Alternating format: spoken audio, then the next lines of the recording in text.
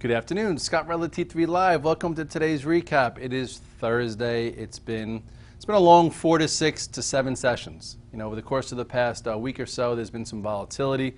We've had a pretty decent retracement from the highs. We had about a 5% retracement from the highs in the S&P, and it's about the same in other sectors. And as we approach the last day or so, we're trying to figure out, would Santa Claus come, and can we find the pivot low, and would we get a signal in order to put some longs back on and pretty much get back in action for some type of move into the end of the year.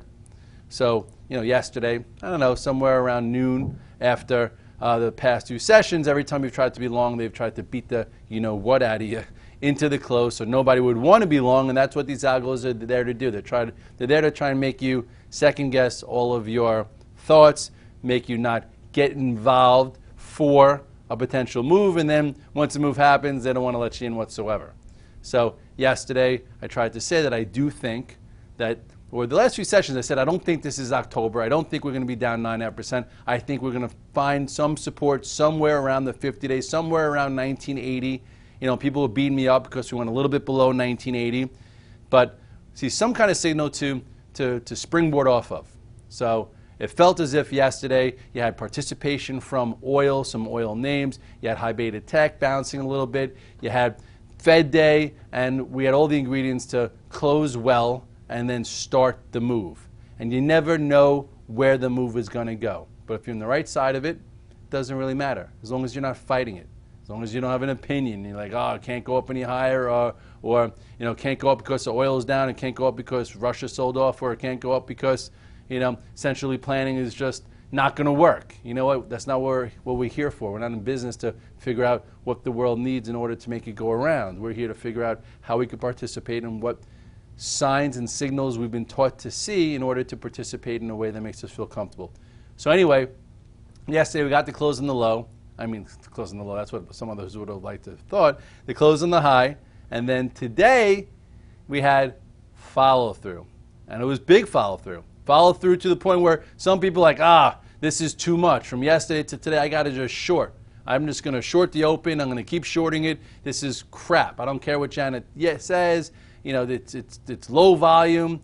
Whatever it is, these are all things that you're thinking and not things that the market's telling you. So with that all being said, we closed on our highs, probably the biggest two-day move I've seen in years.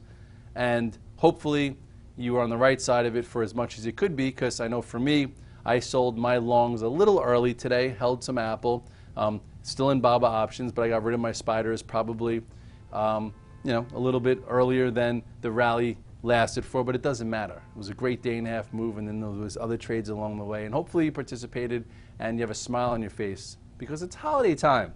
Anyway, let's go to the charts. You don't want to hear me babble anymore. Look at the size of this move in the SPX.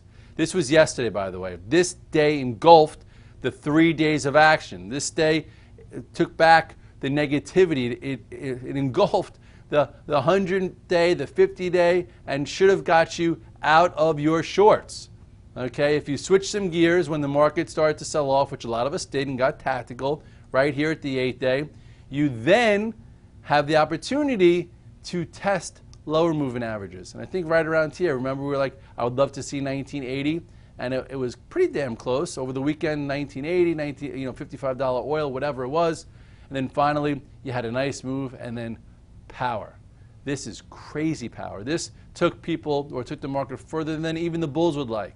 So if you sold a little early, that's fine. But if you started just to short and you couldn't handle it and got squeezed out into the close, you know what? You had an opinion.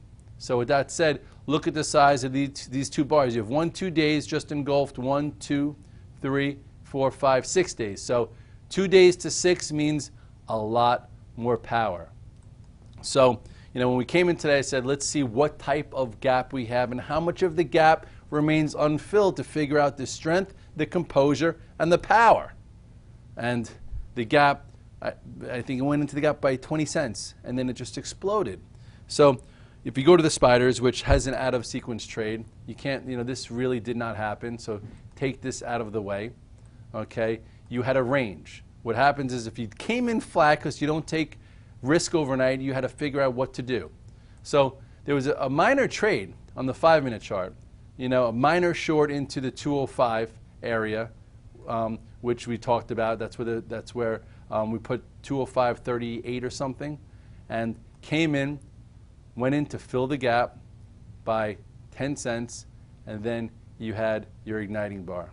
And then from there, if you happen to have been short, okay, you take a look at just this bar. You have no idea where we came from yesterday. You had a first quick move. You had a nice little wedge pattern that gave you about, 70 cents to the upside before coming back in, gave you a small overshoot to the downside, came back up, and then broke out, went out above the high here, and then, that's kind of crazy. Just, big time, move. Go to the Qs. It also had a really nice move. You go to the daily chart on the Qs. It also, had a nice engulfing move yesterday, and then gapped up. Not as big as the spiders, but now you have a level to trade against. Go sideways here, and then at some point we take this out, and then we probably make back the highs. But this too closed well. The IWM mentioned yesterday went right back into the channel. So if you were trying to be short for a channel breakdown, you had one. Sorry, my mouse is very sticky today. Let me get off of this. Hold on. There you go. Okay. So you had that false breakdown move. So if you tried to be short yesterday and it reversed, usually you cover your short when you take out the prior high. That's what you call an outside day. Or it didn't go below, but that's how the shorts got so stuck. And now it looks like it's breaking above the range here. I was going to include this in my 2015 thesis, which I still am, thinking that this pattern that's been going, for such a long time now. I know there are people ranting about how the Russell wasn't the place to be, which you didn't have to be. But overall, you go to, let's go to the weekly chart. Look at the size of the move from multiple years ago. And all you did have this year is a consolidation year, a year of underperformance, but a year that just consolidated a huge move. So maybe in the start of next year, this is going to be the place to be. And if you go by measured move from 107 to just say 119, that's 12 points. 12 points on top of 118. You have a nice little channel breakout to almost 130. So I don't care about who's ranting about the underperformance of the IWM. Traders just don't trade that. We use it as a vehicle, and we've been in a lot of other places. But anyway, this looks pretty set up. So just don't fight this short, no matter what you do, no matter what everyone says out there. This looks poised to continue.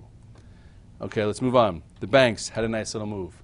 The banks had what it looked as if to be a false breakout, and then look at the power of this gap up.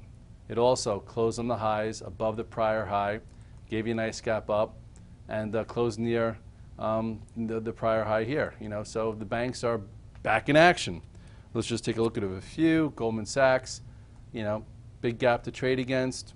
Not at the highs, but maybe there's something else to do. Morgan Stanley, much stronger. Look at the best in breed status there. Right back to highs. Doesn't look like Goldman Sachs. Goldman Sachs, not even close. So Morgan Stanley is best in breed there. Bank of America, decent. Not the best as far as relative strength, but if you like lower price stocks, you have a nice big gap. This is day 2. So with some work above this, perhaps we get back to there, and then at some point you look at the weekly chart. It takes out this 18 and you get a move to north of 20. Looks pretty decent. As far as some high beta names, so I came in today with spiders, with Apple, with BABA and BABA options.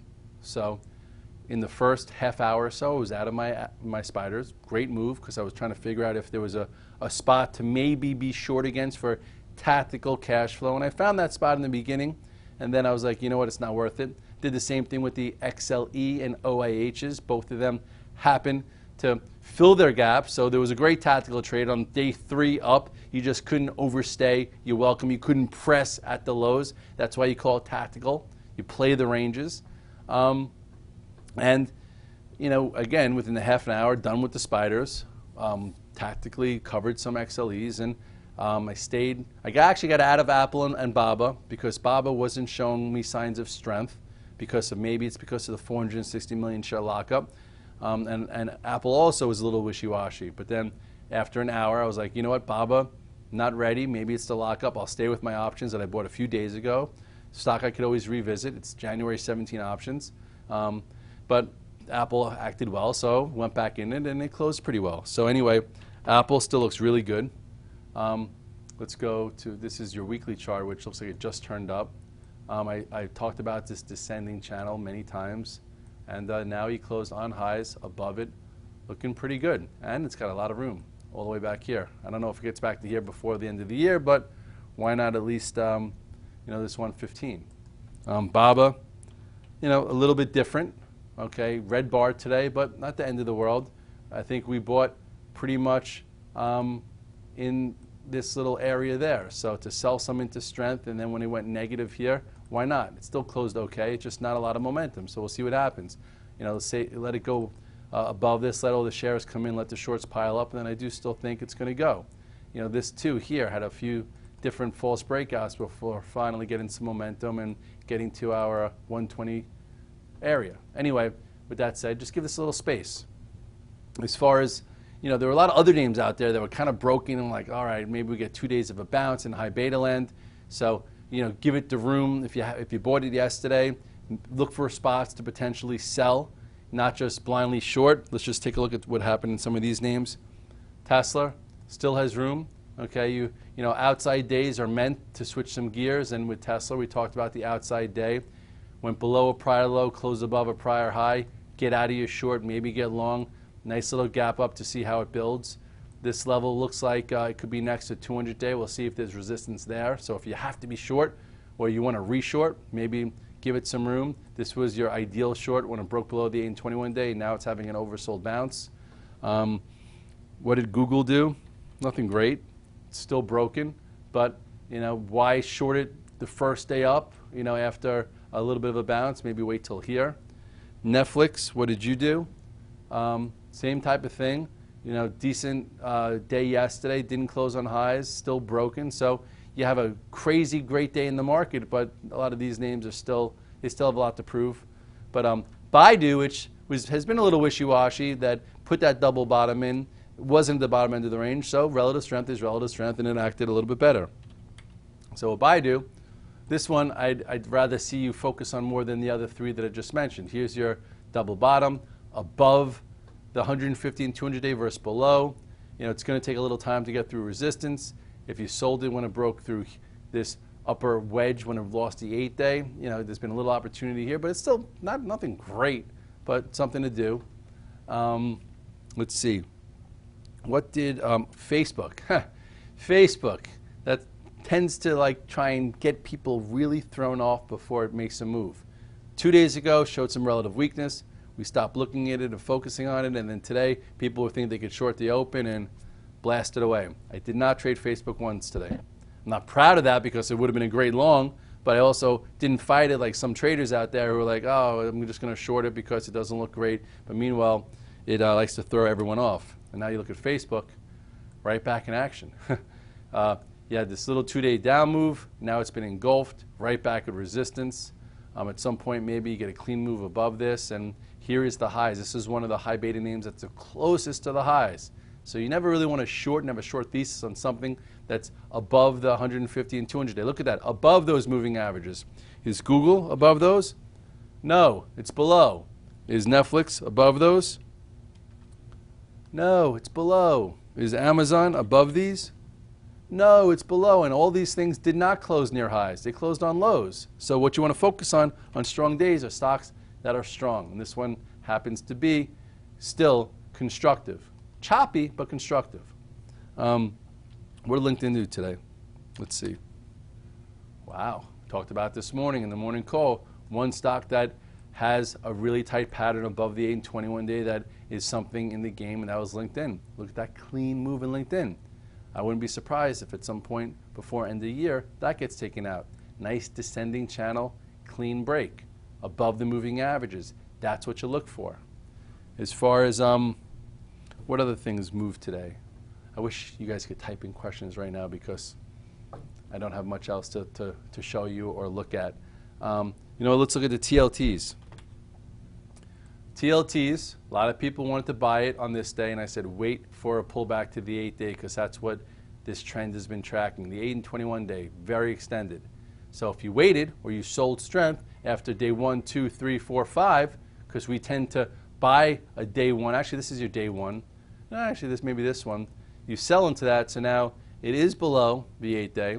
You now have an unfilled gap, so now see if it holds below it to really show more weakness, which would be probably good for the overall equity market. That means that people think rates might go up and the banks act best, and we could switch gears that way. But at this point, no one in my community, I don't think, is really long this. And here is a level of interest. So if you sold strength, perhaps you buy there. As far as the metals are concerned, not seeing much in the charts either here. Very wishy-washy, erratic, choppy, all things that don't give me continuity to stay in. This was when I woke up and had a pulse, and since then, I tried to follow this, and it's still hovering on the right side of this. Doesn't mean you have to be shorted because it's so crazy what happens intraday with these type of things. Overnight. But below the moving averages in a negative trend, and I really have no opinion here except for it's an erratic, random mess, and I don't like to trade those type of things. So anyway, but it has been weaker. Hasn't fallen apart with the market strength, but definitely not something you just want to sit in unless you're a gold bug and you have a thesis and you think it has to be higher, which I'm not sure. As far as some of the retail names, let's see what Target's doing. What are you doing, Target? Target looks good. Retail, low oil, above the 8-day. Tracking well. Let's see what the sister's doing, or the ugly cousin, Walmart. Not so bad. Big gap up, pulled in, let the 8-day, 20-day, 21-day catch up, looking pretty strong. What's Costco doing? Not so bad either. Outside day, showing you the end of a potential move, at least for the short term. Pulled in below the 8 and 21-day. Now it's trying to curl back up. I wouldn't be in such a rush here. What did the airlines do today? Airlines had a pullback, held the 21-day before breaking the 8-day. Still in a decent trend, just a little choppy. Oil wound up turning lower, so I guess the airlines got a bid. They've been pretty correlated where oil goes up, airlines go down, oil go down, airlines up. And look what the USOs did today. Not a hell of a rally. You day one, day two, and then sold off. And people in the shorts were like, oh, oil is selling off, market has to sell off. And today, lower oil prices were good for the market. When oil breaks a threshold, which it might do down here, maybe they'll turn and say oil is bad for the market. They seem to care when oil breaks thresholds. Right now it hasn't yet. Okay, so at this particular point, glass is half full in the oil world. XLE gave you two-sided trade. Okay, first you had the capitulation on Tuesday, some follow through Wednesday, gapped up. This was one of the shorts. I wanted to short it into the 21-day, and it did work, and actually went lower than I stayed with it. But showed you how strong the market. Like this was right into the 21-day. Okay, came in, couldn't rally, filled the gap right here, and pushed lower. So a decent short after 3 days. Not bad. If you were looking to short something, the weakest sector, or what has been the weakest sector, was one of your best shorts, and that was the XLE. OAH is also one of the weakest sectors, opened up, filled the gap. Tactical cash flow on day 3. Didn't close at the lows, rallied off it, but that was a nice 2-hour trade. Same thing goes for Russia. Day 3. What did it do? Gapped up, day 3, and went negative and then some. So that was a nice short for some of you guys out there. Just as much as it was a good long on the capitulation day. But broken stocks or broken countries or broken sectors are only as good, for a tactical period of time. This gave you clues that it capitulated. You saw the huge volume. You had your reversal. You got your day 2, and you even got a day 3 before reversing. Now you want to see if it closes or reverses higher. Some people actually played the Russ for a bounce today. Look at that. This is when it was parabolic. I'm like, you might want to sell some of this. The same time when it looked like the RSX was capitulating, and you had a nice down move, and then today, little red dog reversal, okay, for an area. It went back above this 30.22, went as high as 35.5 points for a tactical buyable pullback. I'm not sure if it's going to go back to highs, but after a move from 65 to below 30, it was worth a look. And I think some people on the virtual trade floor did that well. I actually tried it a few times and got chopped up, and I was just not so committed today. I came in today saying, you know what? I have nice longs overnight. I want to sell my index longs and then see if we pull in or not. We didn't pull in, so I wasn't going to chase and rebuy. I just let that go. BABA, not so strong, sold some strength, and I stayed with Apple. I was looking to buy some banks. I nibbled on some Bank of America, but nothing out of whack. And then traded from the short side a little XLE and did a few small things because the meat of the move happened to be from yesterday to today. Again, that doesn't mean that you want to just short because you think it can't go any higher and then it goes higher in your face and you can't stick with it. So now we got to see what's next. Tomorrow, if we happen to be soft and open lower, maybe there'll be some support to buy. But again, you don't want to start too quickly because of the size of the two-day move. Or we open up one more time, and then maybe just because everyone got squeezed today out of leftover shorts, maybe tomorrow you get that tactical open up for a fade, and then we digest. Lots of crazy erratic moves. The really only way to make money is by being prepared, having your levels, thinking clearly. Okay, because I tried buying a little bit 2 days before yesterday, but lost a little bit, didn't get chopped up, and stayed the course. I didn't say, oh, I tried yesterday and they got me out at 3 o'clock. I can't try again today. No, that's the old Red Dog. Okay, I didn't try and buy Apple and say, oh, I tried it the day before. It was heavy, or it was heavy in the morning because yesterday it was heavy in the morning before getting better, and then today was a little cleaner. So if you have an idea and the market's not ready to confirm it, doesn't mean you can't go back to it. It means you have to go back to it and wait for the market to confirm your thesis, so then you press your buttons, and that's how you make money. I tried not to talk too much about yesterday's call about closing on the highs and the start of the Santa Claus rally.